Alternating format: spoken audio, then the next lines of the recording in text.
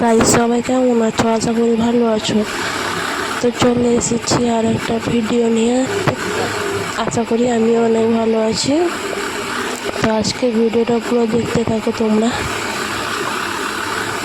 আজকে পুরো দিন কী করি নাই করি ওই ব্লগটাই দেবো, তো সেটাই দেখতে থাকো তোমরা। আর ভিডিওটা ভালো লাগলে লাইক, শেয়ার, কমেন্ট ও চ্যানেলটাকে সাবস্ক্রাইব করে দিও। তো ভিডিওটা দেখতে থাকো তোমরা। তো আজকে সকালে কাজে গেছিলাম, দিয়ে কাজ টাজ করে আমি বাড়ি আসবো বলে রেডি হয়ে গেছিলাম। তো তারপর আমার বর ফোন করে বলল যে আজকে তোমার বান্ধবীকে নিমন্ত্রণ করেছি, ওরা সবাই আসবে, তো তুমি এসে ঘরে রান্না করবে।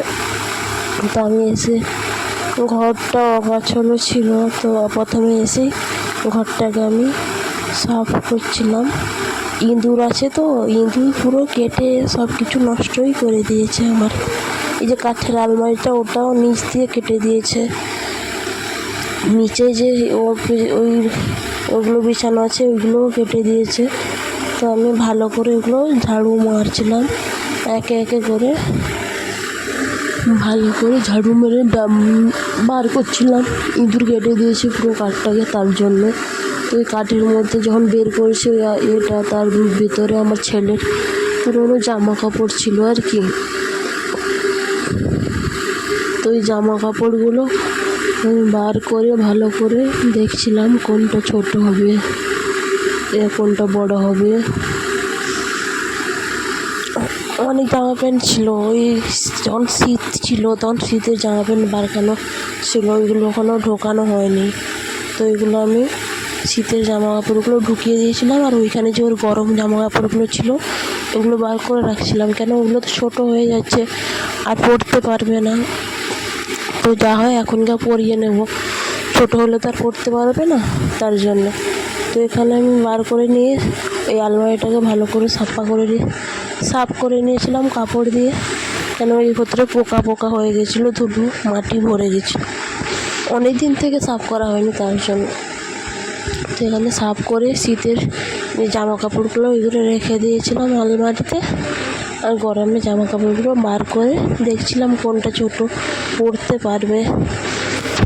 তো এগুলো বার করে ভালো করে ধুয়ে নেবো আর কি। আজকে ধুবো না, আর কালকে ধুবো, তার জন্য। তো ওগুলো ধুয়ে আমি ভালো করে ভাঁজ করে রেখেছিলাম সাইডে। তো এখানে আমার ঘরটা রেডি, গোছানো পুরো সম্পূর্ণ হয়ে গেছে।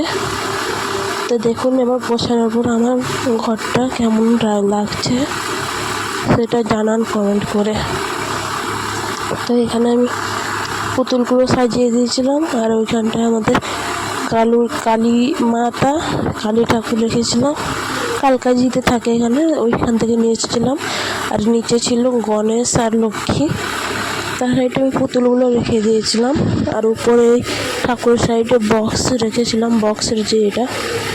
তো এখানে জামা কাপড়গুলোও ভালো করে গুছিয়ে রেখে দিয়েছিলাম। আর নিচে আমার ছেলের খেলনা জিনিস ছিল, ওই খেলনা জিনিসগুলো রেখে দিয়েছিলাম সাইডে। আর বেডশিটটা ভালো করে মেলিয়ে দিয়েছিলাম খাটে, কেন ওরা আসবে, ওদের আমরা যেমন থাকি না কেন, কেউ মেহমান এলে তো ভালো করে গোছাতে হয় ঘর, তার জন্য। তো এখানে আমার ঘরটা গোছানো প্রায় হয়ে গেছে। তো ওইদিকে আমি ভাবছি রান্না কী করব। আর এইদিকে দেখুন এই ড্রয়ার থেকে এই হারটা পেয়েছি, ওই হারটা আমি অনেক দিন ধরে খুঁজছিলাম কিন্তু পাইনি। তো যাই হোক, আজকে পেয়ে গেলাম হারটা, অনেক খুশি হলাম যে ঘরও সাফ হয়ে গেল আমার, আর হারটাও পেয়ে গেলাম, ঘরটাও আমার গোছানো হয়ে গেল। তো ওইখানে আমি গরমে ঘেমে গেছিলাম, পুরোই গরমে ফ্যান পাংখা বন্ধ ছিল, তো গরমে পুরো ঘেমেই গেছি। তো তার জন্য আমি আয়নার সামনে দাঁড়িয়ে দেখছিলাম কতটা ঘেমে গেছি। দাঁড়িয়ে ভাবছিলাম ওরা তো আসবে, কিন্তু বাড়িতে কি রান্না করব, কিছু কি কম করে বাজার আছে। তো আমার বর বাজারে গেছে বাজার করতে, তো যতক্ষণ যা আসছে আমি ততক্ষণ যা কিছু তো আনাজ কেটে রাখি। তারপর কেটে রেখেছিলাম, আর ভাতটাও বসিয়ে দিয়েছিলাম। এখানে আমার বর চলে এসেছিলো, মাংস নিয়ে এসেছিলো চিকেন, 3.5 কিলো নিয়ে এসেছিলো চিকেন। তো এটা আমি ধুয়ে পরিষ্কার করে ম্যারিনেট করে হলুদ, নুন, তেল, পেঁয়াজ দিয়ে মাখিয়ে রেখে দিয়েছিলাম এখানে। আর আলুটা কেটে ভেজে রেখে দিয়েছিলাম। আর এখানে আমি মাংস বানানোর জন্য তেল দিয়েছিলাম কড়াইতে, আর তেজপাতা আর গরম মশলা দিয়ে দিয়েছিলাম। কেন জলদি তো, টাইমও বেশি হাতে নেই, তার জন্য আর কি।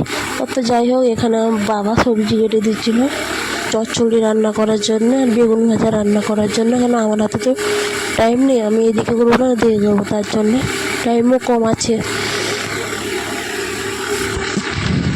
এখানে তেলটাও গরম হয়ে যাচ্ছিলো। আর এখানে যে কিছু আনাজ সব মশলা বাজার কিছু ছিল, ওইগুলো আমি কেটে রেখে দিয়েছিলাম আগে থেকে। তো এখানে বাবাকে বললাম পেঁয়াজটা কেটে দিতে, তো বাবা পেঁয়াজ কেটে দিচ্ছিলো।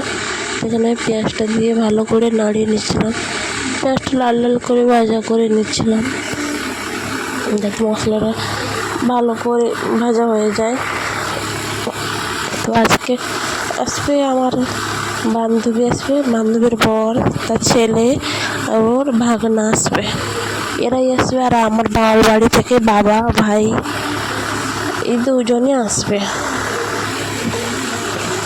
তার জন্য এত কিছু আর কি করা, নাহলে বাড়িতে থাকলে তো আমি সব কিছু করি একা হাতে। এত লোক আসবে না, রান্না দেরি হলে তো ওরা বসে খাবে, তার জন্য জলদি করে রান্না করছিলাম।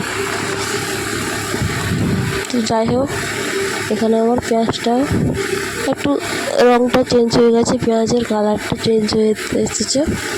এইখানে রসুনটা ঘষিয়ে নিচ্ছিলাম আমি। আমাদের এখানে সিল বাটানো নেই, তো ওই জন্য ঘেঁষনিতে ঘেঁষে নিচ্ছিলাম। মিক্সিও খারাপ হয়ে গেছে, তার জন্য ঘেঁষনিতে ঘেঁষে নিচ্ছিলাম।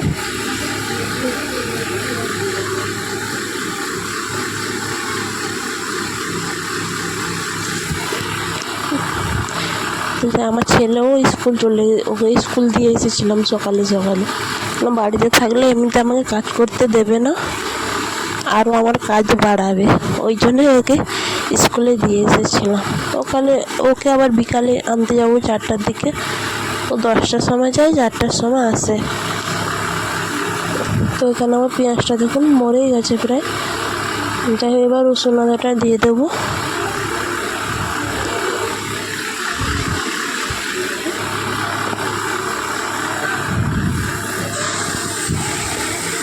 এখনও মরেনি, এইখানে আমি বড় গ্যাসে ভাত বসিয়েছি আর ছোটো গ্যাসে মাংসটা রান্না করছি, তো তার জন্য টাইম লেগে যাচ্ছে আমার।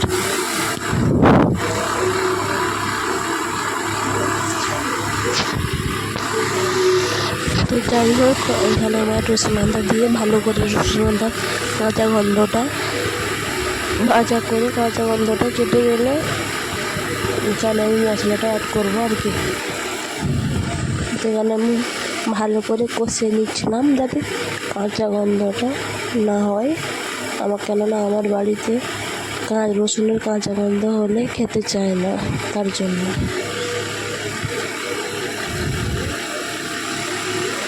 তবে এখানে টমাটো দিয়ে দিয়েছিলাম। এরপর আরও মশলা আমি দিয়ে দেবো, গুঁড়ো লঙ্কা, জিরে গুঁড়ো, শুকনো লঙ্কার গুঁড়ো, এগুলো দিয়ে ভালো করে কষিয়ে নেবো আর কি মাংসটা।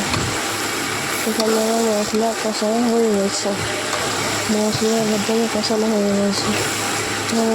মাংসটা অ্যাড করে দেবো।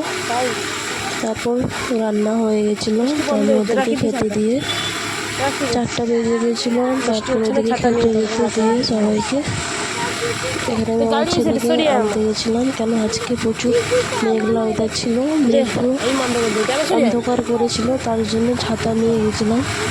ও তো আসতে চাইছিল না, বলতে আমি ছাতা নিয়েই যাবো, ছাতা নিয়ে যাচ্ছিল।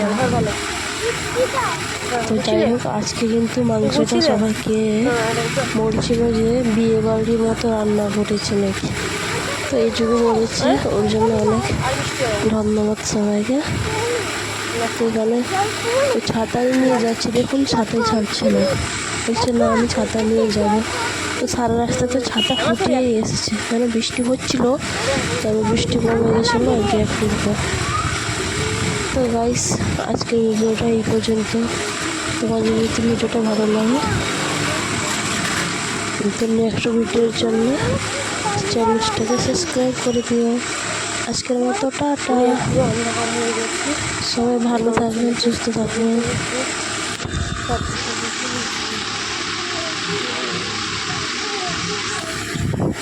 তো আমার বান্ধবীরাও খেয়ে চলে গেছিলো বাড়ি, ওরাও কাজ করতে যায় তো তার জন্য।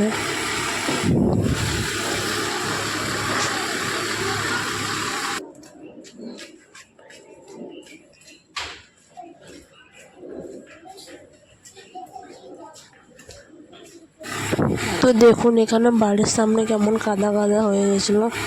তো আমি বাড়ি চলে এসেছি প্রায়, কিন্তু আমার বান্ধবীরা চলে গেছিলো কেন, ওর কাজ ছিল তো ওই জন্য। ওরাও কাজ করতে যায় না তার জন্য। যেখানে ছাতাই নিয়ে যাচ্ছে, ছাতাটা আর ছাড়ছে না। তো আজকের মতো টাটা।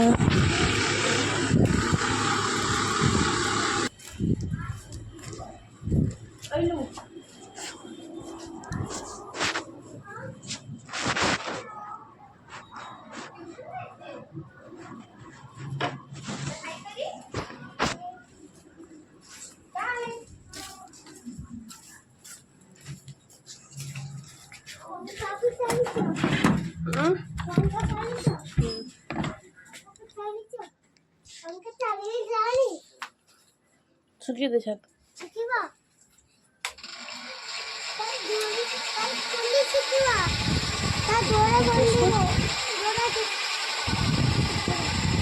Only 6 kilo.